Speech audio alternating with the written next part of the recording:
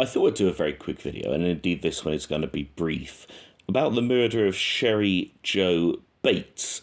Now, if you don't know about this one, this is one that has been alleged to, by armchair detectives, shall we say, to have been the first murder, potentially the first murder of the Zodiac killer.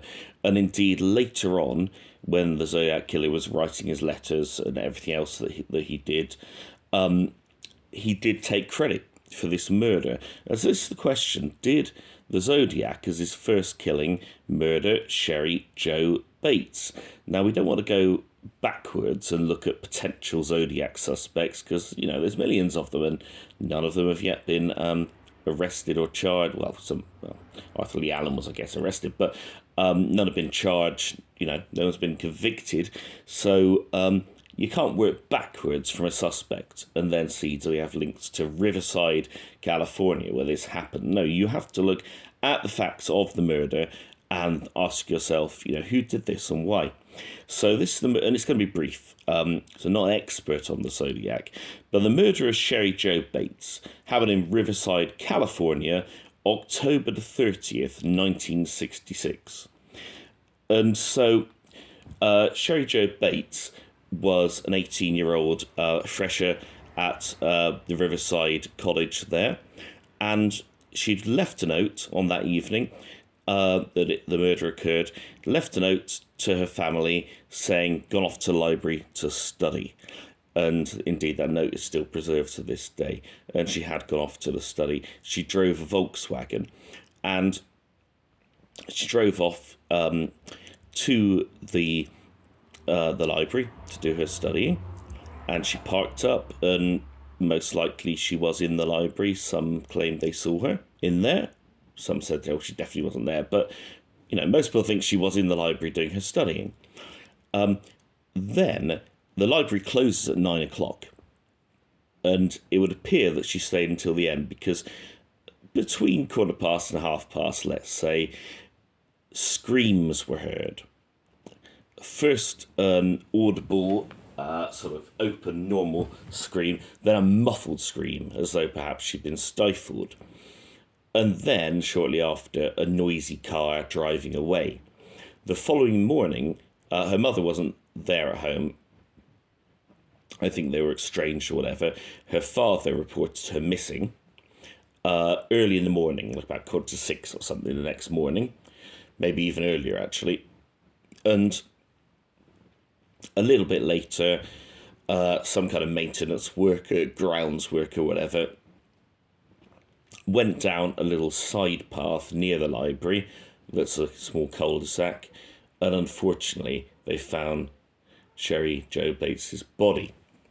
And she had been murdered.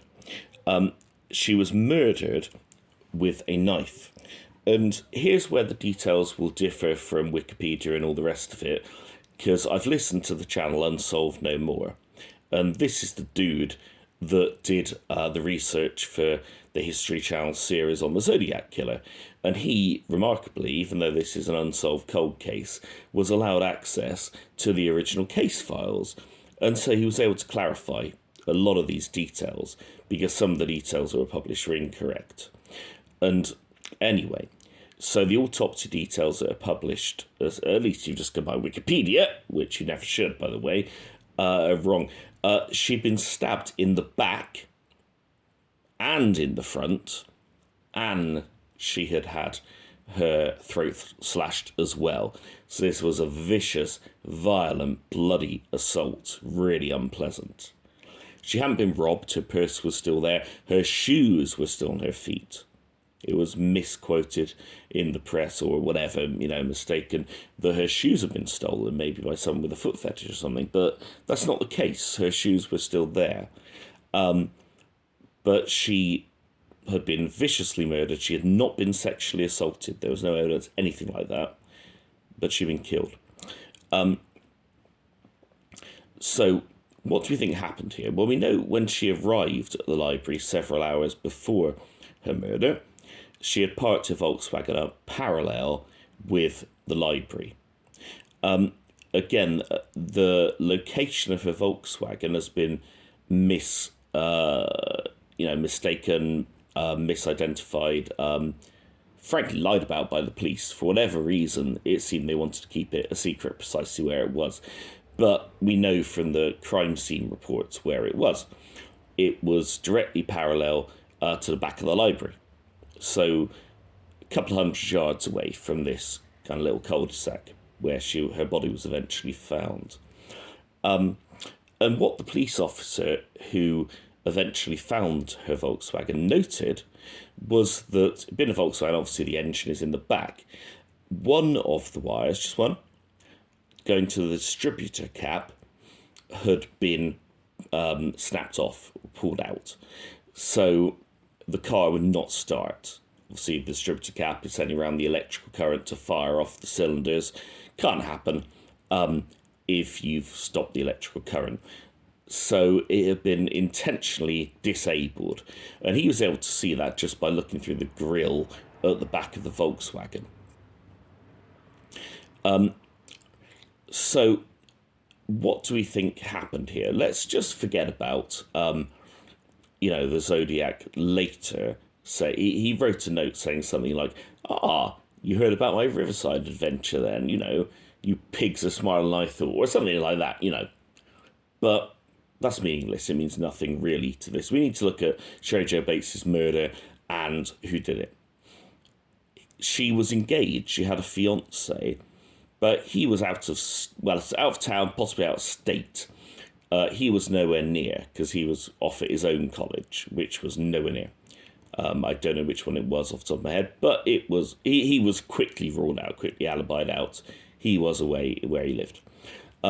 There was a local, and this is indeed still the prime suspect for the Riverside police, even to this day. His name, at least the name that's being given publicly, it's clearly a pseudonym, is Bibi, or Bibi. However, and there was reason to suspect him, right? Because apparently he'd been giving Cheri some grief in the days leading up to it. It seemed that Cheri may have had several boyfriends, in inverted commas, which is to say she had visited, several men and would, enjoy herself with them, despite the fact she had this long-term boyfriend and was indeed very recently, in fact, betrothed to him.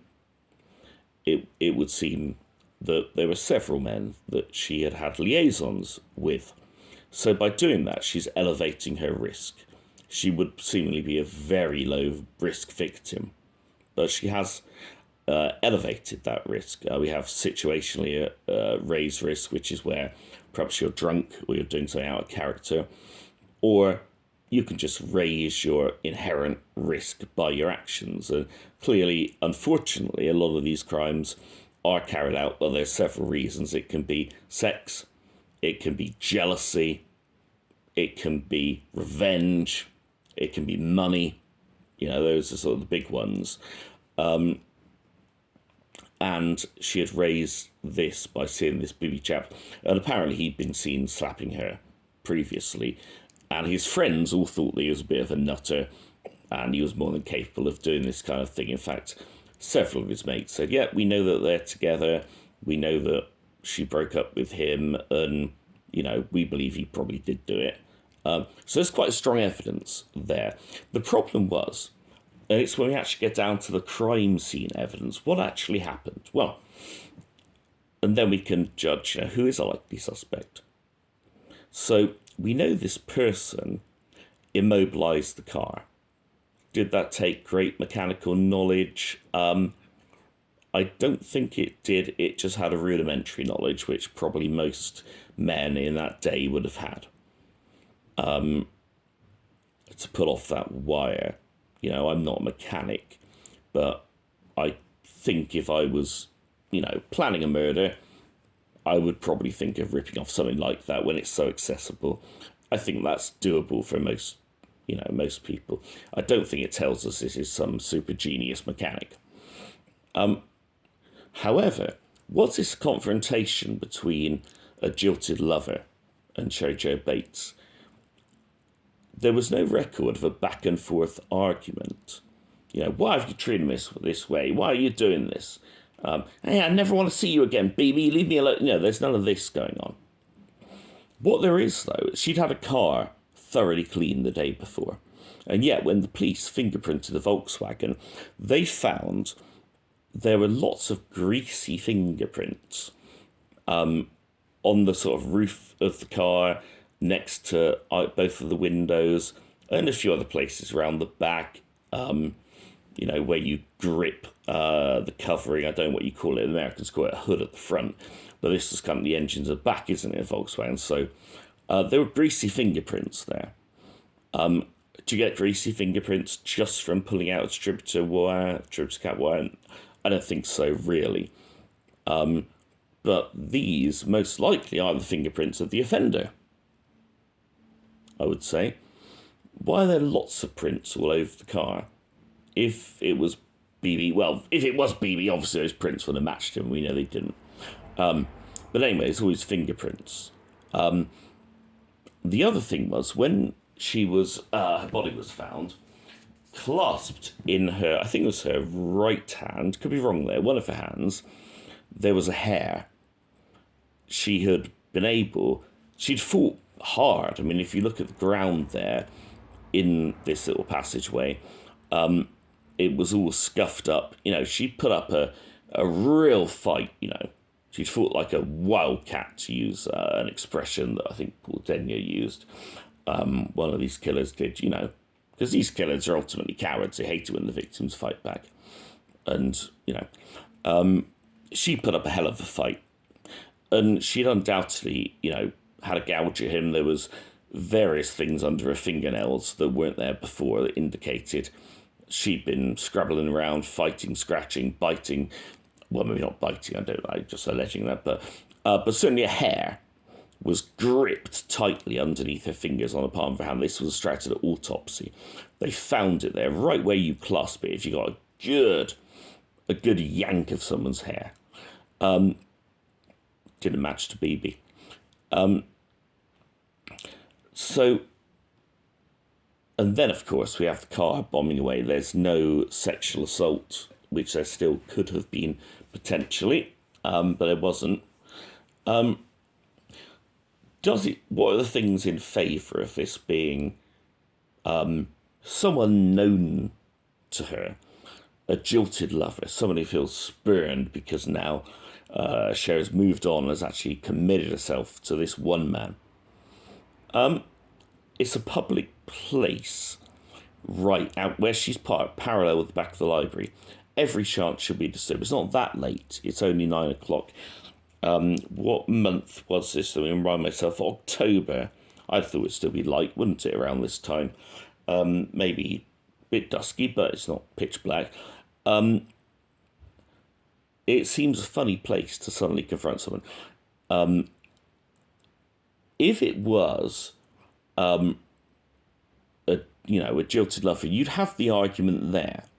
And even if this person had pre-planned that I'm actually, I'm going to kill her tonight, would you plan it for right outside the library? And if you turned up there and Cheri turns to you and says, go away, I've already told you I don't want to marry you, rah-de-rah, would you be able to walk her a couple of hundred yards down the road into a cul-de-sac? I don't think you would. What appears to have happened, looking at the evidence, her keys were still in the ignition of her car. Her library books were stacked up in the car. It would appear that she clambered into a car and she tried to start it and it had been disabled. Now, who would do that and why? Someone that she's not going to talk to ordinarily would do that. So, yeah, that would speak for someone she's already had a massive row with. But then again, it doesn't make sense being taken quite far down the road. Why would she go with them? Why wouldn't she run screaming back into the library? Because surely, if your car doesn't start, and then this dude that, has a grudge with you walks towards you, you're going to put two and two together and run away screaming. Let's think about a more realistic scenario, and as Unsolved No More likes to say, let's put this, let's make this from possibilities into probabilities. She comes out, puts calmly, no one's there assailing her. She puts her library books into the passenger seat, goes to start her car. The engine, well, I don't know if you have your distributor cap, a wire yanked out. Probably doesn't do a lot, does it? Maybe stutter a bit. It depends which wire's been pulled out, I suppose. I mean, if it's like a main wire to it, I guess nothing's going to happen. But if it's to one of the cylinders, I suppose it would stutter. I imagine nothing happened when she turned the key. And she's there turning the key, getting more and more frustrated. And then a helpful person that she doesn't know comes over to her and says, "Are you having some trouble, miss?" And maybe he looks nice, he looks charming, he looks helpful. Think of Ted Bundy, charming, charismatic. He needed help. And of course, girls would help him. And then they get hit over there with the crowbar and murdered for their trouble. But this is sort of, going the other way. He is going to help her. And what year was this? This was 1966. So, again, people were more trusty in those times, undoubtedly. We know that for the fact she left her keys and the books in the car happily. Well, would you leave your keys in your car nowadays for 2 seconds? I wouldn't. But back then you would. You left your front doors unlocked in places. All that stuff. Anyway, the dude comes over. And he says, "You need some help, miss?" And he's like, "Oh, yeah, I can't get my car to start." Whereupon he starts scrabbling around with the engine, getting his hands greasy. He's talking to her. So that's how the fingerprints get on the roof, because he's talking to her in the driver's seat. And maybe he's, going around the other side, checking something else and putting his hands again on the roof the other side. And he's leaving all his greasy fingerprints. But the whole time, he's making her think that he's doing everything he can to get this car going. But after a while, after he's had a good go, she accepts when he says that actually, I think it's kaput. Being a Volkswagen, I guess it is kaput, and it doesn't work, being a German car. So, thereupon, he says to her, "What should we do? I tell you what, if you just walk down with me to my car, it's just down the road. I can drive you back to your house, and then your dad can maybe come back, get a tow truck, whatever. Or if you come back, just walk with me down to the car. I've got this tool or that tool that I can use. Maybe she's, maybe it's like, I've got, a jack. I can lift up your car, get a proper look, but it's going to need 2 people to lift it, Would you mind helping me with that?" And of course, she's only willing to help because he is. Or maybe I can drive you to a phone booth at least. Yeah. But he uses some ruse like that. And he's already won her confidence because he's clearly been trying for a while to get this car started. Assuming she came out when the library shut, we're talking quarter of an hour here maybe. We don't have the exact time for the screams, but they were between 9:15 and 9:30. And they walk down the road. And then, after she's taken a few steps into the shadows, is when he pulls out the knife, puts it to her back, and says, "Right, you're coming with me. If you cooperate, you'll live. If you resist at all, I'll kill you, and I'll drive away, and no one will ever see me again." And she walks with him. But then, with her bravery, and her terror no doubt as well, she sees the side passage, this little sideways cul-de-sac. And suddenly she makes a break for it. She knows she can get away from that knife. She's fast enough. And indeed she does. But not before he's able to chase her down. And this is where the back stab wounds come in. He stabs her in the back because she's running away. That's why that happens. But generally speaking, in the heat of the moment, one stab wound is not enough to finish you off. If you listen to people who've been stabbed, it feels like a heavy punch. It may have done the most terrible internal damage, but immediately you still are able to keep your consciousness and fight back. Obviously, depending on where that's landed. But even I've heard of accounts of people being fatally stabbed and they've just thought they've been punched. They've turned around and shaken the hand of their attacker, because they've sort of, wanted to make peace. And then they subsequently collapsed and died. It's a horrible thing. But anyway, she's stabbed in the back as she runs down this little passageway, this cul-de-sac. But she turns to fight him, and she's able to scratch him a bit and pull some of his hair. And he's getting more furious and more furious. Why is he so angry? Is it because it's Billy, the spurned lover? Is it because, like the profilers say, well, this is someone known to the victim, they have great rage and they hate them? Possibly. But the problem is, this is something the police get wrong all the time. Just because there's great rage against the victim does not mean that you're known to them. It doesn't mean there's any link at all. That person can have a pathological hatred of women. Look at the way someone like Levi Belfield behaved, attacking women that he never met. But he still behaved with the most brutal rage towards them. And that's what some of these people do. Why is he so angry? Because he's wanting to get her to his car, to abduct her, to take her away, to have his fun with her. She's absolutely ruined his fantasy. He's taken the time to disable a car, to pretend to help her. He's done all of this. He put himself at risk standing outside a public library or a university library, a college library. He's done all that. Everything's working. He's a minute away from getting her in his car and doing what he wants. And she has ruined everything. Well, that power and control he had over her has suddenly been blown away.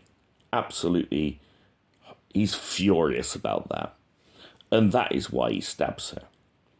And then he knows that obviously he's got to finish her as well. It's not enough to take his rage out on her. He's got to finish her off because she can ID him. And even though these people are, psychopathic, there is one thing they're afraid of, and that's been arrested. They don't want to be arrested.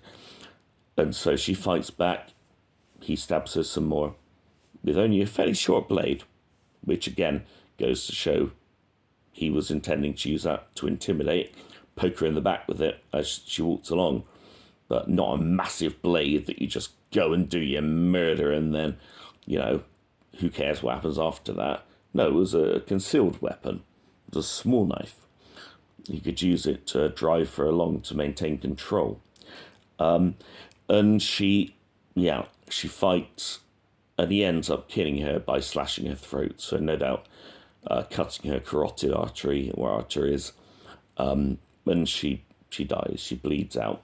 And of course, this is why we hear the initial scream after she's attacked, but then we hear the muffled scream because he's grabbed her again. He's trying to regain control, but she's fighting, but her screams are stifled. That's what I believe happened there, was a failed abduction. He wanted to get her to the car. And of course, after he's made sure she's dead, he runs to his own car and drives off, and that's the loud car we hear moving away. Finally, if I said it's going to be a quick video, finally, do I believe the Zodiac was responsible? Was this one of his early, or if not his first kill? I don't really. The Zodiac was much more akin to the Monster of Florence. He was one of these people who got horribly jealous when he saw a couple together having fun. Whether they were having fun making out or whether they were just relaxing together, he didn't care. Presumably he wasn't able to have that element of intimacy with girls, or it wouldn't have made him so angry and so jealous. But if you look at the attacks, Blue Rock Springs, Mount Herman Road, and then Lake Berryessa, those are all attacks on couples where he got horribly jealous, in my opinion, seeing them there, enjoying themselves, thinking, I'm going to ruin their night. It may have been he got aroused from that in some weird way. Again, similar to the Son of Sam, similar to Monster of Florence, these things happen. And then, as that, wasn't enough, then he started getting his highs from writing to newspapers, in my opinion. And, coming across as being smarter than the police, being smarter than everyone else. But I don't know about that. Well, you don't need to go into all that. But the point is, this, an abduction of a single woman, pre-planned in this way, very leaving a lot of evidence too, hair, fingerprints, potentially, he wasn't seen, but potentially being seen, leaving shoe prints. To me, it's different to those attacks with a gun on couples, where, but then again, the Zodiac did, change his his MO somewhat over time. So you can't say no, but I can't say it's likely. I believe there was another abduction of a woman somewhere nearby a few months later, where the victim was strangled but miraculously survived. And so the fact he's not on the database, we know after the Golden State Killer, Joseph James D'Angelo, after the laws were changed, a lot of DNA was taken in California. So all these convicted felons in California had to have their DNA forcibly taken. And yet that has not brought forth a suspect. Now, we know with hair, in particular, if you only have the shaft, you only get mitochondrial DNA. You have to have the root to get the full DNA profile, and it wasn't revealed how much they have. If it's only mitochondrial DNA, it could be many people in the same familial line following the path of the mother. But that's by the by. It's very possible that that murderer, unfortunately, is still out there. And as for linking it to the Zodiac, we've only got the Zodiac's word for that, and frankly, I don't believe a lot of what he says. So that is my quick take on the murder of Cheri Jo Bates in Riverside in 1966. Thank you for listening.